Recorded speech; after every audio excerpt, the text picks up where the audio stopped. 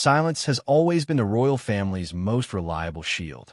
It is the language of protocol, of restraint, of generations taught that emotion must be managed as carefully as power. That is why the moment Prince William spoke publicly about being deeply affected by recent events felt so unsettling. It was not a dramatic confession, nor a detailed explanation, but a brief and unguarded acknowledgement that something profound had shifted behind palace walls. In that instant, the familiar distance between the monarchy and the public seemed to narrow, replaced by a sense of shared unease. The timing made the words heavier. Only days earlier, the announcement had come that King Charles III had been diagnosed with cancer, discovered during what was described as a routine medical procedure. The palace statement was careful, almost clinical, offering reassurance without specificity. No details about the type of cancer were disclosed, only that treatment had begun and that the king remained committed to his duties. Yet in a country attuned to every nuance of royal language, what was left unsaid resonated as loudly as what was confirmed. The absence of clarity fed anxiety, speculation, and a collective holding of breath. For Prince William, the news landed amid an already fragile personal landscape. His wife, Kate Middleton, had been recovering from her own serious medical procedure, shielded from public view as the family sought privacy. The heir to the throne found himself standing at the intersection of private fear and public expectation, a place few truly understand. When he later described himself as scarred by recent events, it was not merely a reference to his father's illness, but to the accumulation of pressures pressing inward from all sides. The setting in which William chose to speak was telling.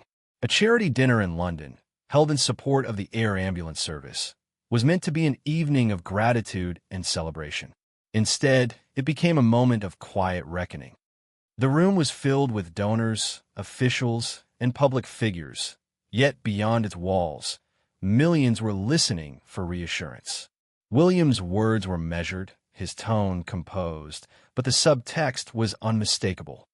This was a man carrying the weight of a family crisis while being acutely aware that the stability of an ancient institution seemed, to many, to rest visibly on his shoulders. Across the country, the reaction was immediate. Headlines spoke of shock, of uncertainty, of a monarchy facing one of its most delicate moments in decades. Social media filled with messages of support for the king and his family, but also with questions that no statement could fully answer. How serious was the illness? How long would treatment last? And most quietly of all, what would happen if the king's ability to appear in public diminished for an extended period? In the background, the machinery of the monarchy continued to move. Courtiers emphasized continuity, confirming that King Charles would remain engaged in state matters even as he stepped back from public-facing duties. Queen Camilla increased her workload, appearing in engagements with a calm determination that signaled steadiness. Other senior royals adjusted their schedules, ensuring that the visible presence of the crown did not fade. Yet for many observers, attention kept returning to William, not only because he is first in line to the throne, but because his presence now carried a new symbolic weight. There was no official declaration of a transition, no suggestion of abdication or regency. And yet, beneath the surface, a subtle shift was being felt. The heir was no longer simply preparing for a distant future. He was being asked, implicitly, to embody reassurance in the present. Every appearance, every word, every silence was suddenly interpreted through a different lens. This was not power being transferred, but responsibility being intensified. What makes this moment so compelling is not scandal or spectacle, but vulnerability within an institution built on permanence. The monarchy has endured wars, abdications, and public crises, often by maintaining an unbroken facade of continuity. This time, however, the story unfolding is quieter and more intimate. It is about a son confronting the fragility of a father, a husband balancing duty with care, and a future king navigating a role for which no manual exists. As the nation watches, questions linger in the spaces between official updates and carefully staged appearances. There are questions about health, about legacy, and about how an ancient institution adapts when confronted with very human limits. And at the center of it all stands Prince William, speaking just enough to be heard, yet leaving enough unsaid to remind everyone that some of the most consequential stories are told in moments of restraint.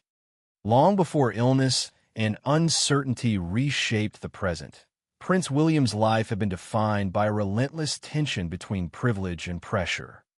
Born into the most scrutinized family in Britain, his childhood unfolded not in privacy, but under the constant gaze of cameras and public expectation. From an early age, he was taught the choreography of royal life, how to stand, how to speak, how to absorb attention without reacting to it.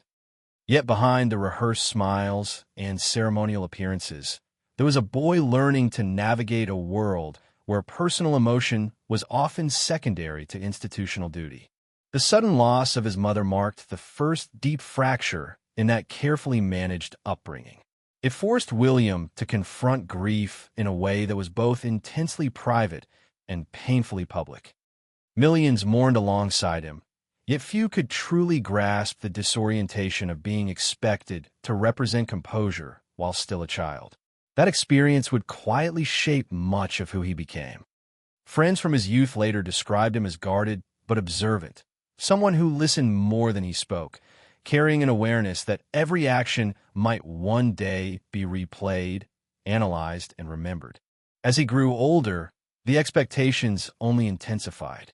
His father, King Charles III, had long been preparing for a role defined by patience and endurance, and William was expected to absorb those lessons by proximity. Watching his father's decades-long wait for the throne offered a living example of restraint, of service without immediate reward. It also exposed the emotional cost of such a life. Charles's dedication to duty was admired, but came with a reputation for emotional distance, a trait William quietly resolved not to repeat without reflection. Education became one of the few spaces where William could experiment with normality. At university, he sought a measure of anonymity, blending into student life as much as his position allowed. Those years were formative not just academically, but emotionally. It was there that he met Kate Middleton, a relationship that would later be seen as a stabilizing force in his life.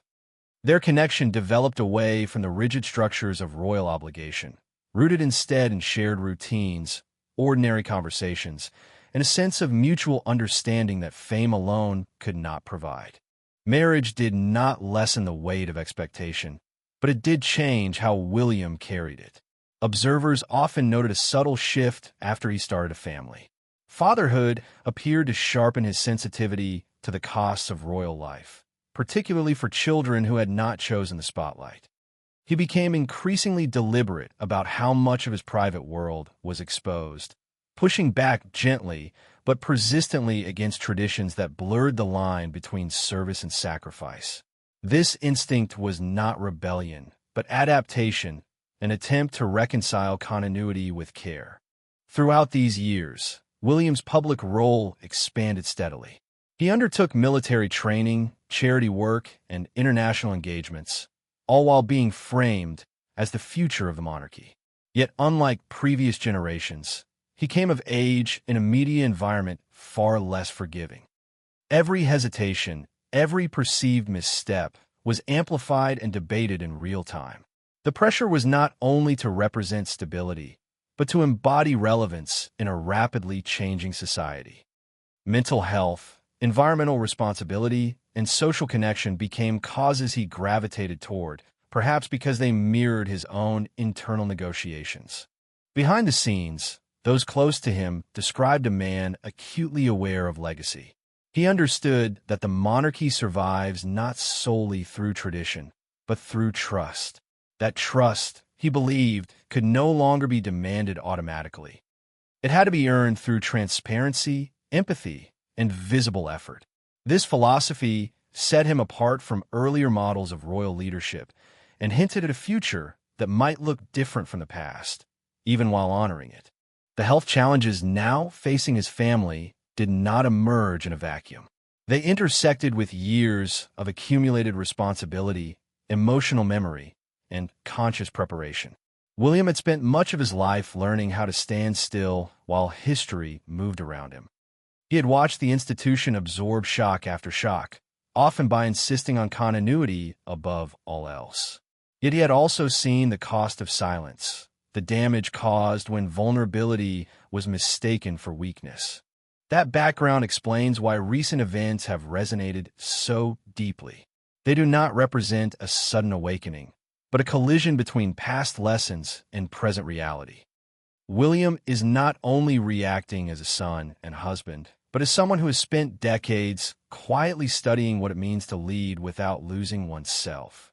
The past he carries is heavy with precedent, but also with intention, a desire to do things just differently enough to protect what matters most. As the monarchy faces an uncertain chapter, William's history offers context for his measured responses and careful words. They are shaped by years of observation, loss, and deliberate choice. Understanding where he comes from helps explain why this moment feels less like an abrupt transformation and more like the inevitable convergence of everything he has been preparing for, knowingly or not. The past suddenly felt very close when the present began to fracture. What had once been a carefully balanced routine for the royal family unraveled in a matter of days, pulling private fears into the harsh light of public scrutiny.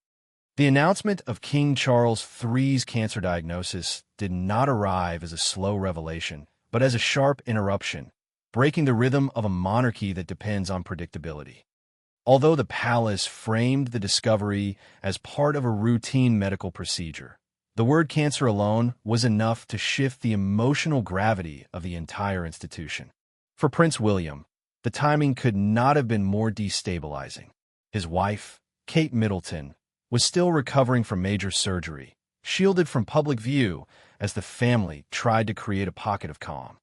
Their household, normally managed with quiet discipline, was suddenly defined by hospital schedules, guarded conversations, and children who sensed far more than they were told.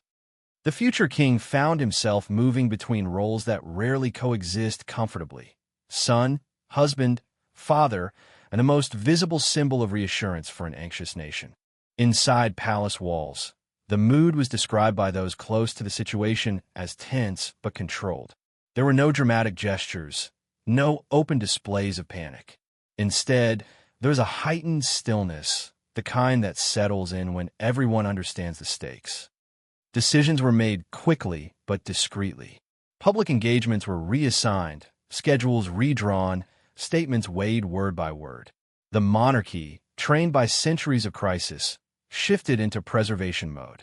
Yet no amount of preparation could insulate William from the emotional impact. Friends later suggested that what weighed on him most was not the public speculation, but the quiet moments between updates, when uncertainty filled the space left by incomplete information. Cancer introduces a particular kind of waiting, one defined not by dates, but by possibilities.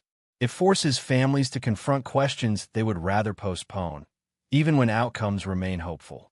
The public first sensed the depth of William's strain not through a formal address, but through a brief, unexpected admission. At a charity dinner held shortly after the diagnosis was announced, he acknowledged that recent events had been deeply affecting. The words were simple, almost understated, yet their effect was immediate.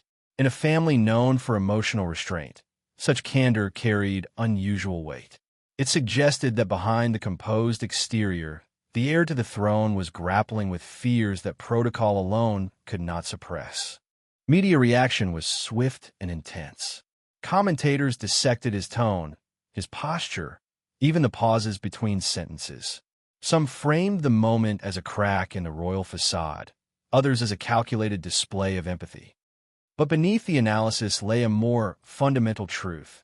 William was being seen not only as a future king, but as a man confronting the fragility of those he loves.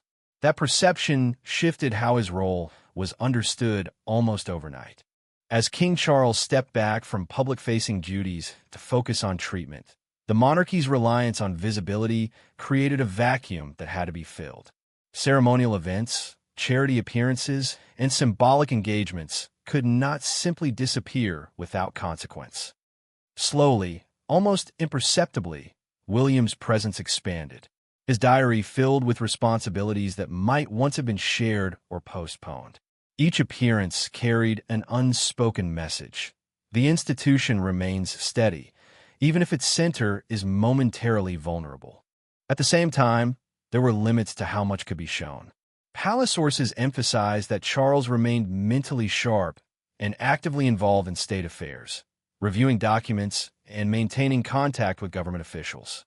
This distinction mattered. It reassured the public that governance continued uninterrupted, even as ceremony was redistributed. Still, the absence of the king from regular public view subtly recalibrated expectations. Attention shifted forward toward the man waiting in the wings. Privately, William faced a more complicated balancing act. Protecting his children from the emotional turbulence of the moment became a priority, even as their lives were inevitably affected by the changing rhythms around them. School schedules, security protocols, and family routines all adjusted under the strain. Those close to the family described William as determined to preserve normality where possible, aware that childhood memories formed during crisis can linger for a lifetime. The presence of other family members added layers to the unfolding drama. Queen Camilla increased her workload, offering steady reassurance through calm appearances and carefully worded remarks. Princess, and long regarded as one of the most tireless working royals, quietly absorbed additional duties without fanfare. Even Prince Harry's brief return to London, though limited in scope, attracted intense attention, fueling speculation about reconciliation and unity. Each movement, each photograph, became part of a larger narrative about resilience and cohesion. For William, the convergence of these elements created a sense of acceleration. There is no formal transition of power, no declaration of a new era. And yet, the emotional and symbolic weight of leadership was pressing closer. The future he had always known would come eventually now felt nearer, less abstract. The idea of preparation gave way to the reality of practice, not in title, but in function. What made this period particularly complex was its ambiguity. There was no clear endpoint, no defined timeline for resolution. Treatment would take time. Recovery would be gradual. The monarchy, accustomed to marking transitions through ceremony, now found itself navigating a chapter defined by patience and uncertainty. In that space, William's role was less about authority and more about endurance. Observers noted subtle changes in his demeanor. His appearances carried a seriousness that went beyond formality, a quiet intensity shaped by responsibility rather than ambition. He spoke less, listened more, and when he did address the public, his words were carefully chosen to acknowledge concern without amplifying fear. It was leadership by presence rather than proclamation. This phase did not erupt as a single dramatic event, but as a sustained emotional strain, one that tested the family's internal bonds and the institution's external confidence. For William, it marked the moment when inherited destiny intersected fully with lived experience. The abstract idea of succession transformed into something tangible, shaped by hospital corridors, family conversations, and the unrelenting awareness that history does not wait for comfort. The crisis remains unresolved, its outcome still unfolding. But what has already changed is the way the future is perceived. The line between preparation and responsibility has blurred, leaving William standing in a space that is neither fully assumed nor easily deferred. It is a space defined by uncertainty, resilience, and a quiet understanding that some of the most consequential tests of leadership arrive without warning. The weight of the crisis did not end with the announcement or with the first public appearances that followed. Instead, it spread outward, quietly reshaping the emotional landscape of the royal family and altering how the monarchy was perceived by those watching from a distance. What began as a medical diagnosis soon revealed itself as a stress test, not only for individuals, but for an institution built on continuity, symbolism, and public confidence. For Prince William, The consequences were immediate and deeply personal. The constant need to appear composed, to reassure without revealing too much, created a kind of emotional compression. Those close to him described a man operating on discipline rather than ease, aware that his own reactions could influence national sentiment. Grief and fear were present, but they had to be managed privately, filtered before they reached the surface. Over time, that restraint carried a cost. Long days filled with engagements were followed by nights shaped by worry, the kind that cannot be resolved by protocol or preparation. Within the family, routines shifted in subtle but meaningful ways. Conversations became more guarded, plans more tentative. The uncertainty surrounding King Charles III's health meant that nothing felt entirely settled.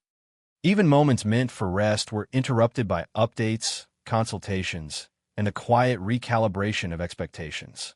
The monarchy is accustomed to long horizons, but illness collapses time, forcing attention onto the present and the fragile immediacy of each day. The psychological impact extended beyond the inner circle. For the public, the king's reduced visibility challenged long-held assumptions about permanence. Monarchs are often perceived as constants, figures who age slowly and remain symbolically intact regardless of personal circumstance. Seeing that image disrupted prompted reflection, and in some cases, unease. Questions surfaced about vulnerability, about how much of the monarch's humanity should be visible, and about the limits of endurance in a role defined by service. Media coverage amplified these effects. Every appearance or absence was analyzed for meaning. Headlines oscillated between reassurance and alarm, sometimes within the same news cycle. While official statements emphasized stability and continuity, the surrounding commentary often leaned into speculation, filling gaps with conjecture. This environment created a feedback loop in which public concern fueled media intensity, which in turn heightened the sense of crisis. Amid this atmosphere, the redistribution of royal duties became more pronounced. Senior members of the family quietly absorbed additional responsibilities, ensuring that ceremonial life did not stall. Yet even this adaptation carried symbolic weight. It reminded observers that the monarchy functions as a collective, not a single figure, but it also underscored how dependent that collective is on careful coordination. Any prolonged imbalance risked exposing strain beneath the polished surface. For William, these shifts carried long-term implications. The increased prominence he assumed during this period subtly redefined his relationship with the public. He was no longer viewed solely as the future, but as a present stabilizer. That perception brought admiration, but also expectation. Each gesture of empathy raised the bar for what people believed he should represent going forward. Compassion, once optional, became part of the implicit contract between heir and nation. The emotional toll of this expectation was not easily measured. Balancing family needs with institutional duty demanded constant negotiation. Protecting his children from the harsher edges of public scrutiny required vigilance, while his role demanded visibility and openness. The tension between those priorities left little room for error and even less room for rest.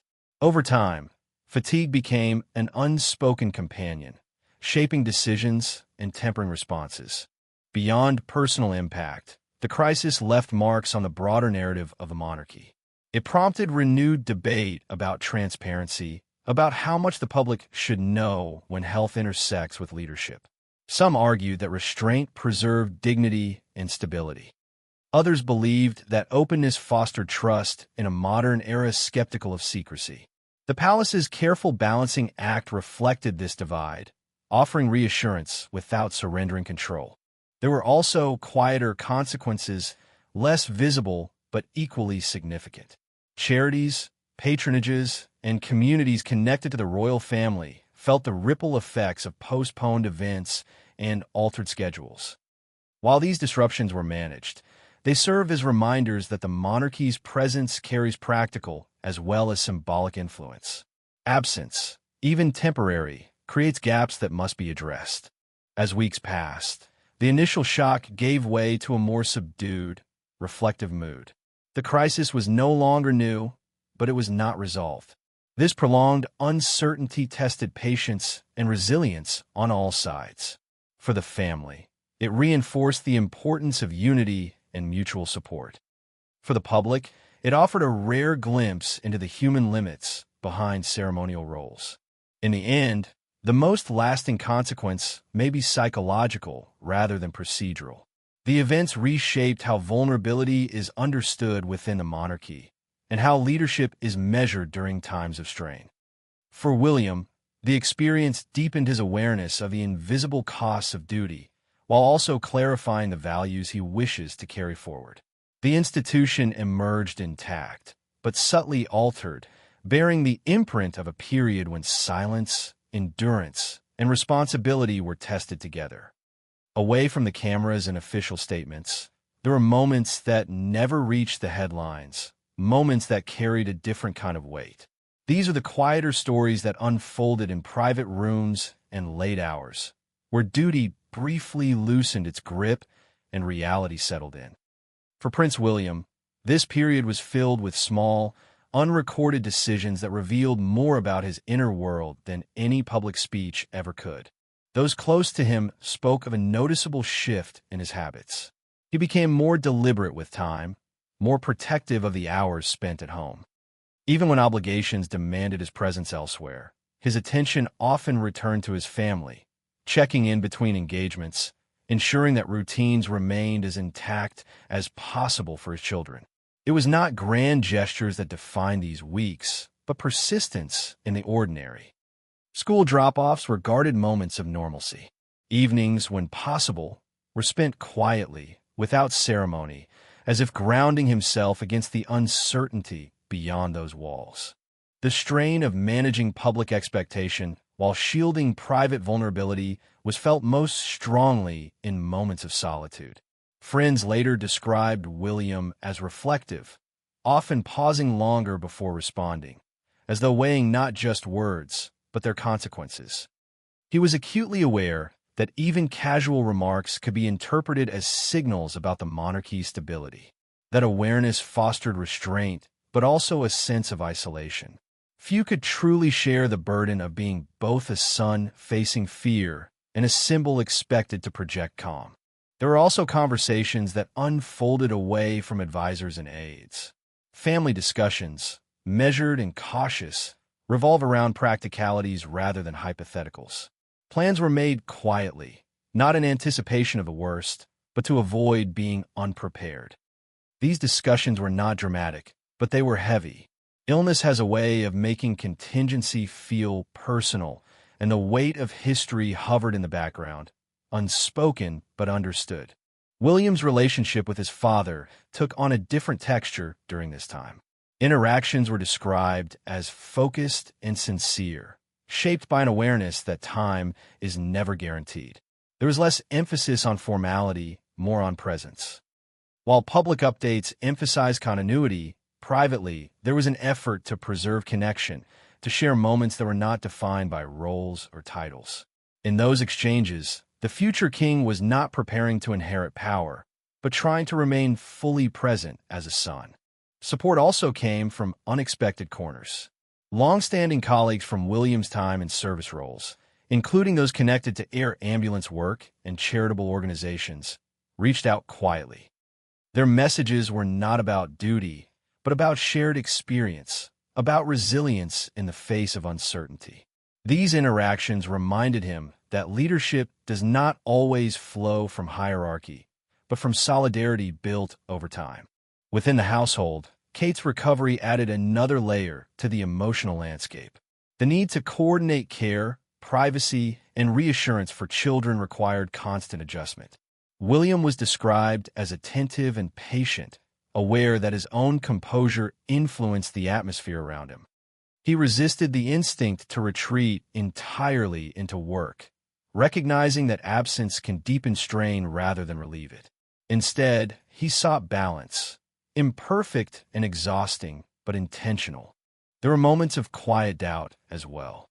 Friends hinted at late-night conversations where William questioned whether the monarchy could continue to ask so much of its members without acknowledging the cost. These reflections were not signs of rejection, but of reckoning.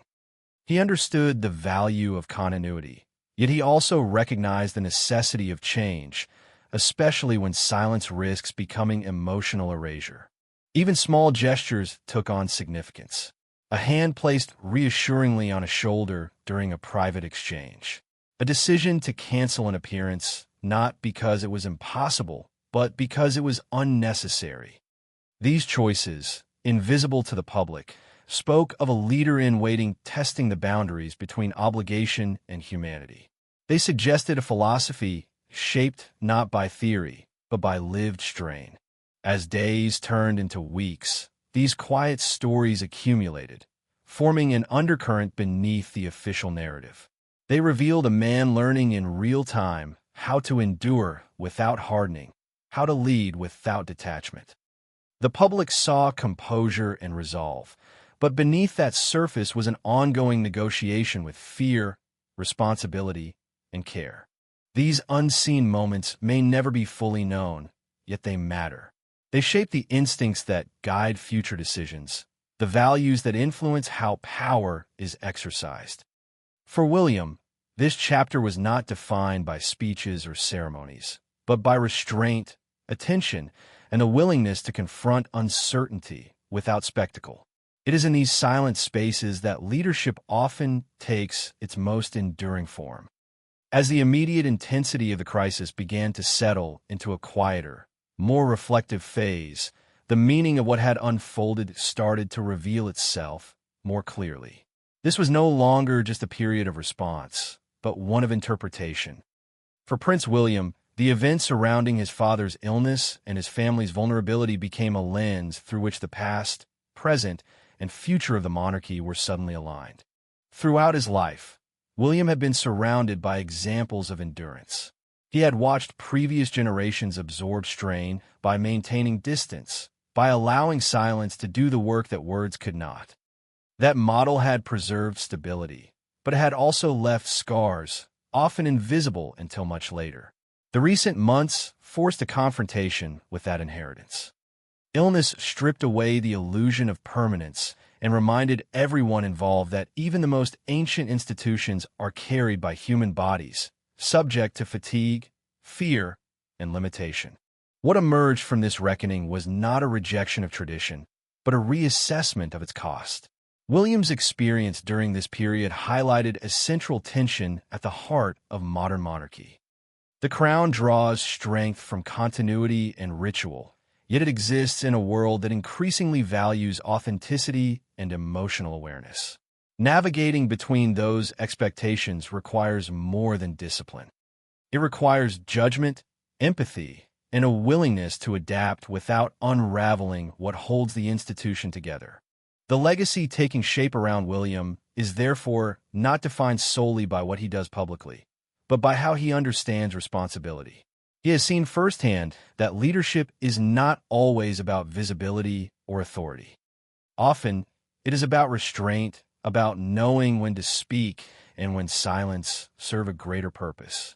Yet he has also learned that silence, if unexamined, can distance leaders from those they serve. The challenge lies in discerning which moments call for openness and which demand composure. This period also sharpened William's perspective on service. Duty, he came to realize, is not diminished by acknowledging personal limits. On the contrary, sustainability may depend on it.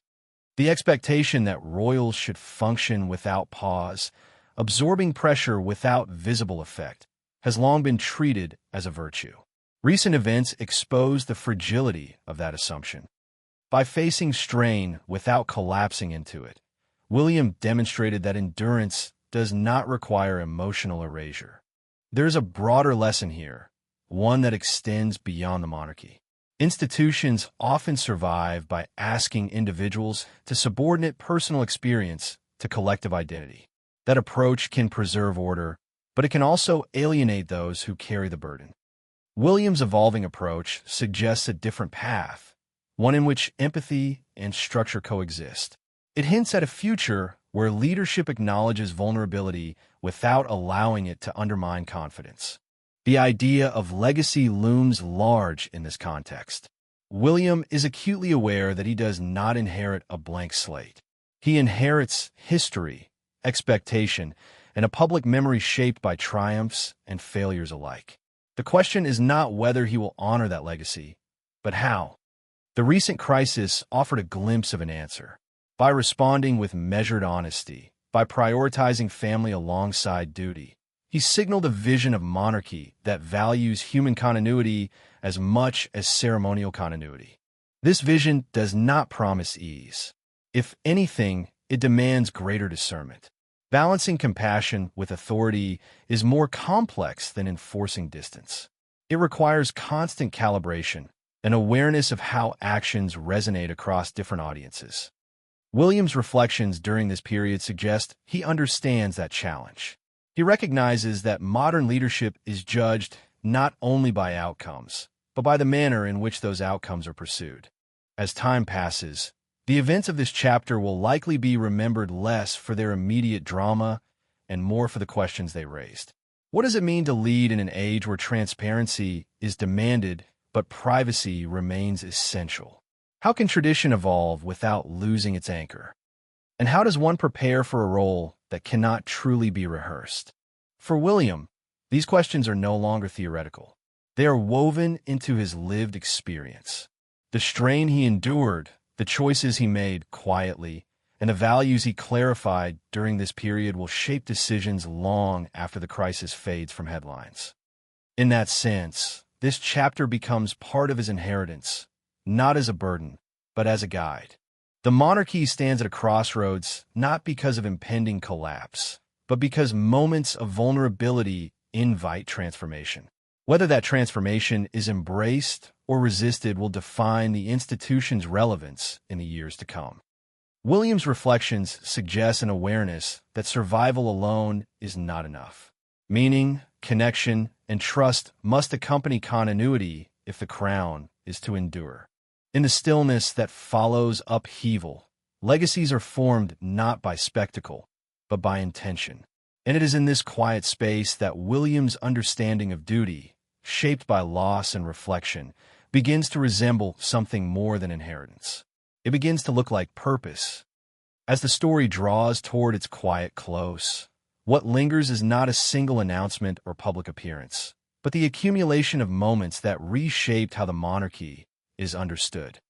The illness of King Charles III, the vulnerability of a family under strain, and the steady presence of Prince William combine to form a chapter defined less by drama than by endurance. It is in that endurance that the deeper meaning of this period resides. The monarchy has always relied on symbolism, on the reassurance that certain things do not change even as the world moves forward. Yet this moment reminded many that continuity is not the same as invulnerability. Behind the rituals and traditions are people who experience fear, uncertainty, and hope in very human ways. Seeing that reality, even in glimpses, altered the emotional distance between the institution and the public. It made the crown feel less abstract and more grounded in lived experience. For William, the closing of this chapter does not signify relief so much as transition.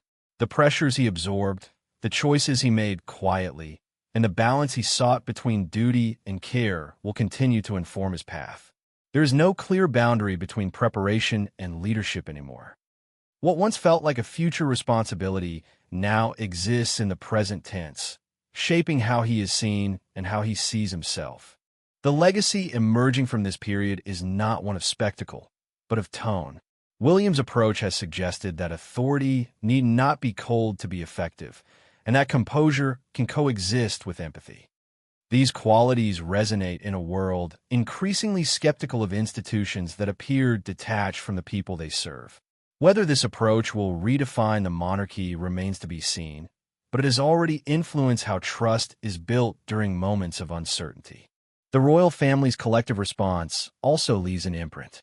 The willingness of senior members to step forward to absorb additional responsibilities without fanfare reinforced the idea of monarchy as a shared burden rather than a solitary role.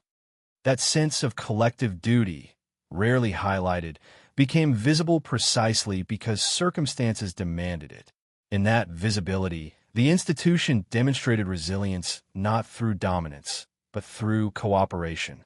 As time passes, public attention will inevitably shift. Headlines will fade, and new stories will take their place. Yet the questions raised during this period will persist beneath the surface.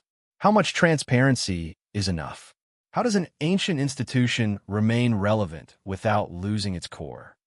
And how does leadership evolve when the expectations placed upon it are no longer uniform or predictable? For viewers and observers, this story offers more than insight into royal life. It invites reflection on how societies respond to vulnerability in those they elevate.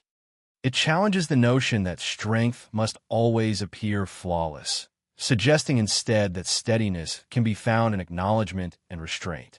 In that sense, the narrative extends beyond the monarchy, touching on broader ideas of responsibility, inheritance, and change. What remains now is an open space rather than a definitive conclusion. The future of the monarchy will be shaped by decisions yet to be made, by health regained or further tested, and by a public whose expectations continue to evolve. William stands at the center of that uncertainty, carrying forward lessons forged not in ceremony, but in silence and care. As you reflect on this story, consider what it reveals about leadership under pressure and the human cost of continuity. Do moments like these strengthen your trust in long-standing institutions, or do they raise new doubts? Share your thoughts, your hopes, or your questions. The conversation does not end here. It continues wherever reflection meets dialogue.